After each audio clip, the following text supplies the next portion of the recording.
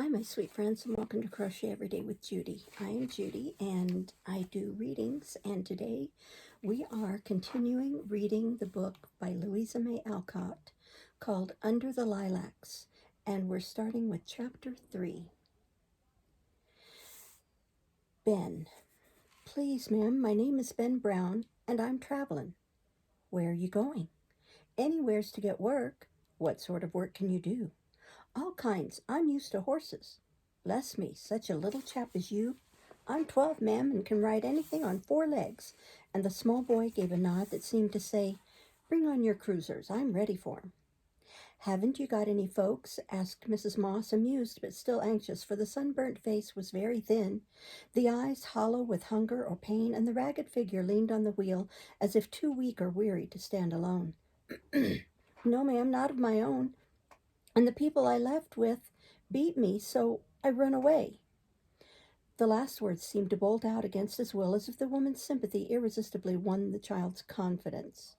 Then I don't blame you, but how did you get here? I was so tired I couldn't go any further, and I thought the folks up here at the big house would take me in, but the gate was locked, and I was so discouraged I just laid down outside and give up.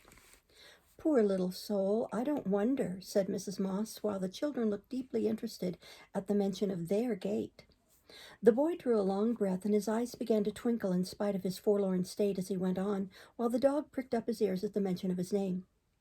While I was resting, I heard someone come along inside, and I peeked and saw them little girls playing. The victuals looked so nice I couldn't help wanting them, but I didn't take nothing. It was Sancho, and he took the cake for me. Bab and Betty gave a gasp and stared reproachfully at the poodle, who half closed his eyes with a meek, unconscious look that was very droll. And you made him put it back? Cried Bab. No, I did it myself. Got over the gate when you was racing after Sancho, and then climbed up on the porch and hid, said the boy with a grin. And you laughed? Asked Bab. Yes. And sneezed? Added Betty. Yes. And threw down the roses? Cried both. Yes, and you liked 'em, didn't you? Course we did. What made you hide? Said Bab. I wasn't fit to be seen, muttered Ben, glancing at his tatters as if he'd like to dive out of sight into the dark coach again. How came you here? Demanded Mrs. Moss, suddenly remembering her responsibility. I heard him talk about a little winder in a shed, and when they'd gone I found it and come in. The glass was broke, and I only pulled the nail out. I haven't done a mite of harm sleeping here 2 nights. I was so tuckered out I couldn't go on nohow, though I tried a Sunday. And came back again? Yes, ma'am. It was so lonesome in the rain, and this place seemed kinder like home, and I could hear 'em talking outside, and Sanch, he found victuals, and I was pretty comfortable. Well, I never, said Mrs. Moss, whisking up a corner of her apron to wipe her eyes, for the thought of the poor little fellow alone there for 2 days and nights with no bed but musty straw, no food but the scraps a dog brought him, was too much for her. Do you know what I'm going to do with you? She asked, trying to look calm and cool, with a great tear running down her wholesome red cheek and a smile trying to break out at the corners of her lips. No, ma'am, and I dunno as I care. Only don't be hard on Sanch. He's been real good to me, and we're fond of one another, ain't us, old chap? Answered the boy, with his arm around the dog's neck and an anxious look which he had not worn for himself. Excuse me. I'm going to take you right home and wash and feed and put you in a good bed, and tomorrow, well, we'll see what'll happen then, said Mrs. Moss, not quite sure about it herself. You're very kind, ma'am. I'll be glad to work for you. Ain't you got a horse I can see to? Asked the boy eagerly. Nothing but hens and a cat. Bab and Betty burst out laughing when their mother said that, and Ben gave a faint giggle, as if he would like to join in if he only had the strength to do it. But his legs shook under him, and he felt a queer dizziness, so he could only hold on to Sancho and blink at the light like a young owl. Come right along, child. Run on, girls, and put the rest of the broth to warming and fill the kettle. I'll see to the boy, commanded Mrs. Moss, waving off the children and going up to feel the pulse of her new charge, for it suddenly occurred to her that he might be sick and not safe to take home. Excuse me. The hand he gave her was very thin, but clean and cool, and the black eyes were clear, though hollow, for the poor lad was half starved. I'm awful shabby, but I ain't dirty. I had a washing in the rain last night, and I've just about lived on water lately, he explained, wondering why she looked at him so hard. Put out your tongue. He did so, but took it in again to say quickly, I ain't sick. I'm only hungry, for I haven't had a mite but what Sancho brought for 3 days, and I always go halves, don't I, Sanch? The poodle gave a shrill bark and vibrated excitedly between the door and his master, as if he understood all that was going on, and recommended a speedy march toward the promised food and shelter. Mrs. Moss took the hint, and bade the boy follow her at once and bring his things with him. I ain't got any. Some big fellers took away my bundle, else I wouldn't look so bad. There's only this. I'm sorry Sanch took it, and I'd like to give it back if I knew whose it was, said Ben, bringing the new dinner pail out from the depths of the coach where he had gone to housekeeping. That's soon done. It's mine, and you're welcome to the bits your queer dog ran off with. Come along, I must lock up, and Mrs. Moss clanked her keys suggestively. Ben limped out, leaning on a broken hoe handle, for he was stiff after 2 days in such damp lodgings, as well as worn out with a fortnight's wandering through sun and rain.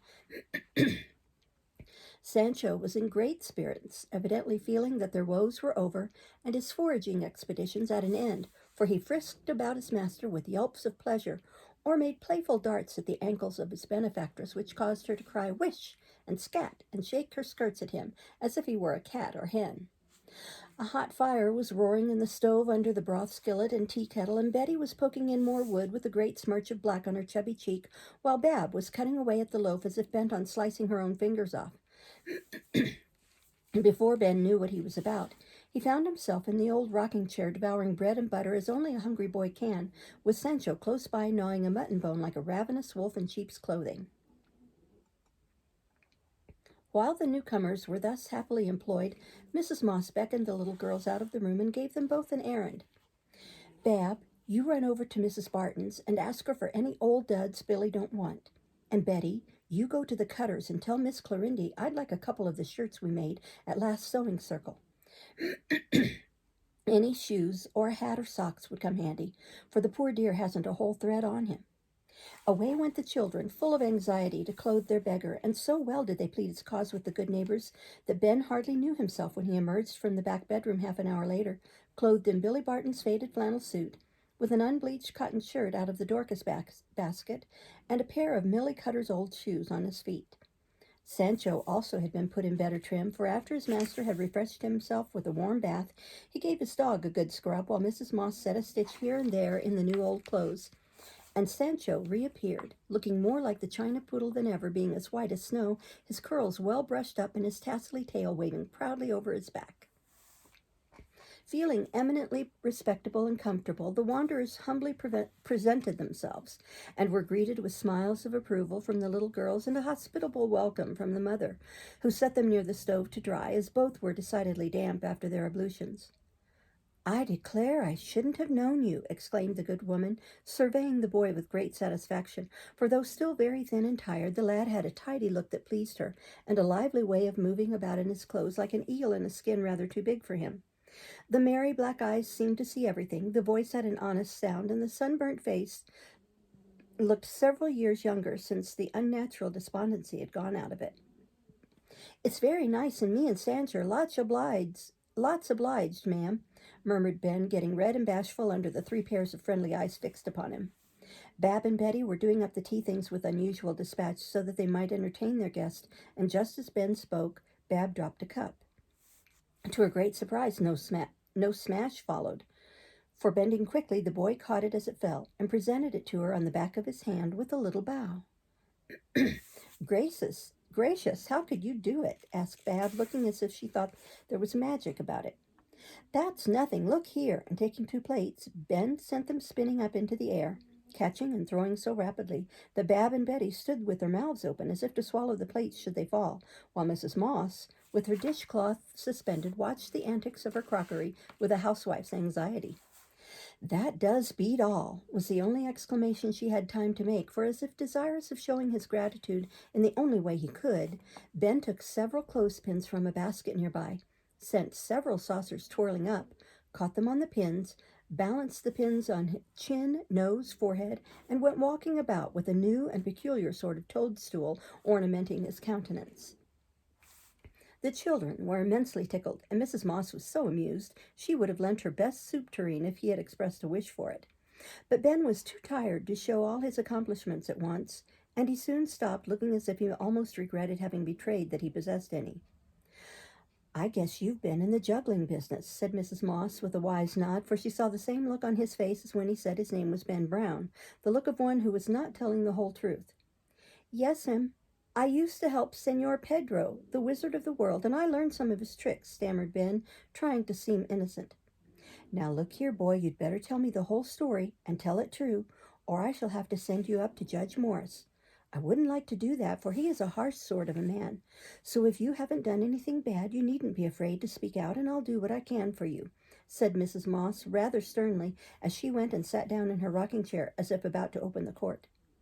"I haven't done anything bad, and I ain't afraid, only I don't want to go back. And if I tell, maybe you'll let him know where I be," said Ben, much distressed between his longing to confide in his new friend and his fear of his old enemies. "If they abused you, of course I wouldn't.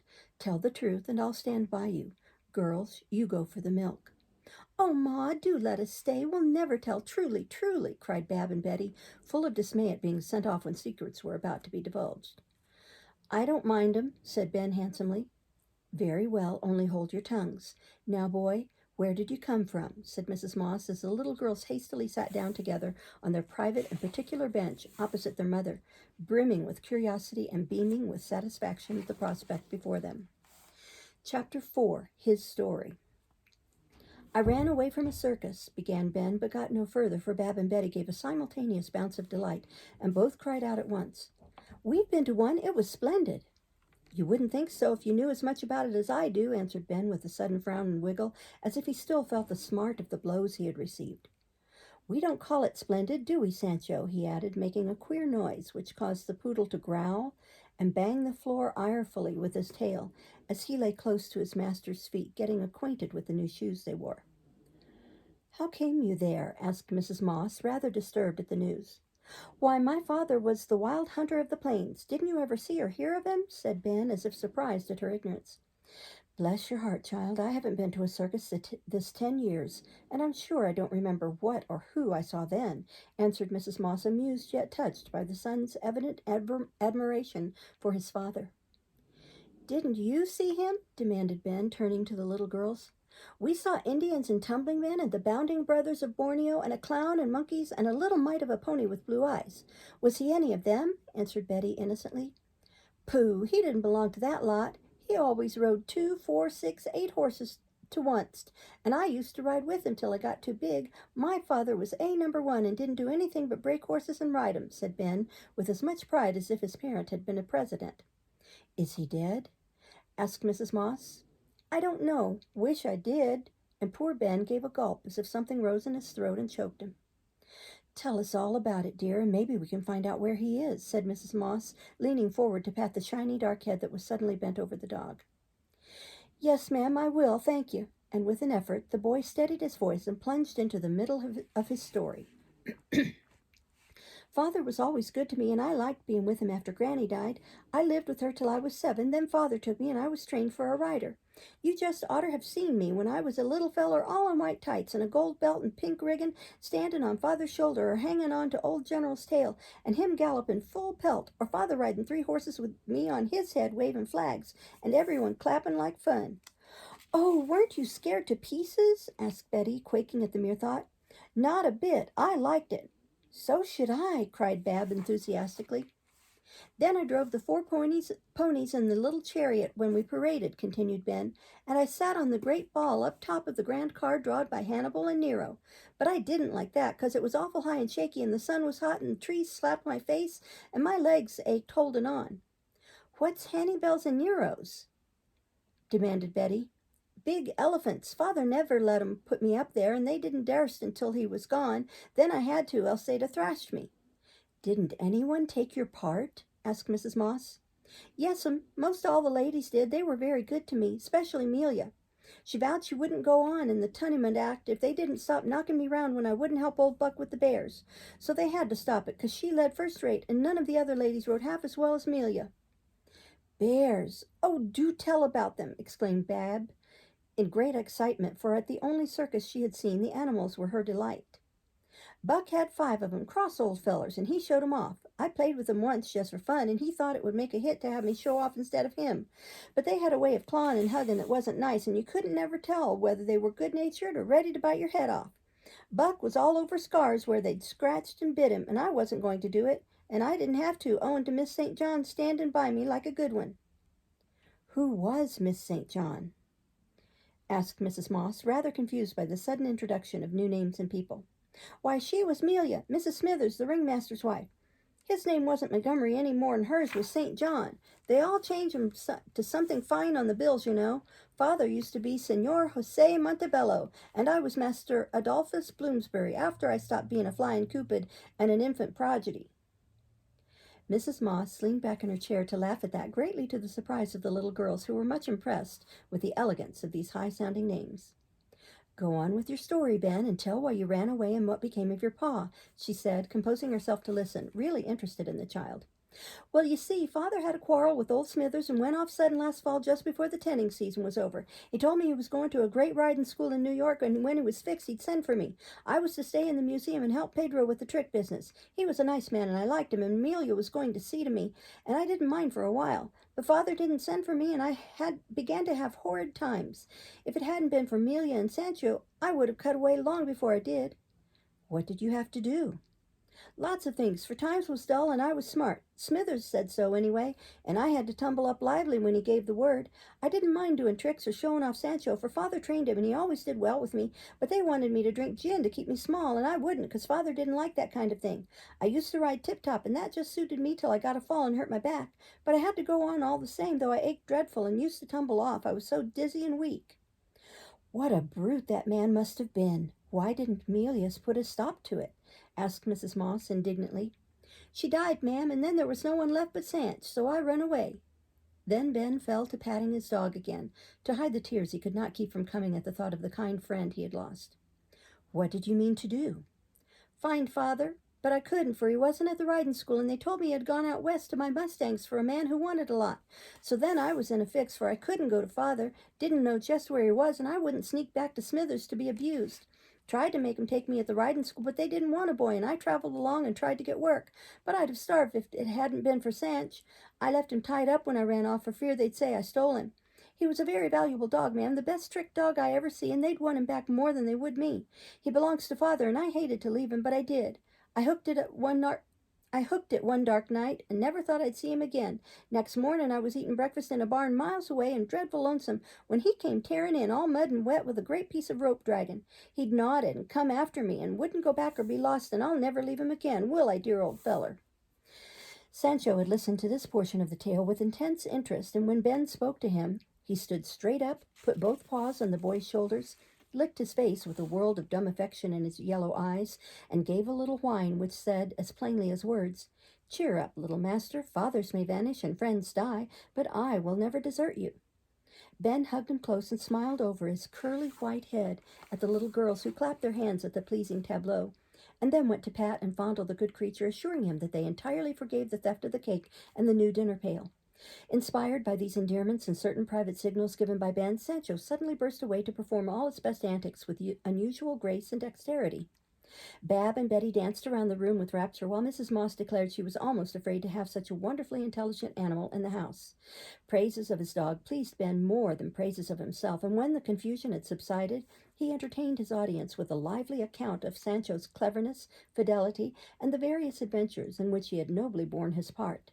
While he talked, Mrs. Moss was making up her mind about him, and when he came to an end of his dog's perfections, she said gravely, "If I can find something for you to do, would you like to stay here a while?" "Oh, yes, ma'am, I'd be glad to," answered Ben eagerly, for the place seemed home-like already, and the good woman almost as motherly as the departed Mrs. Smithers.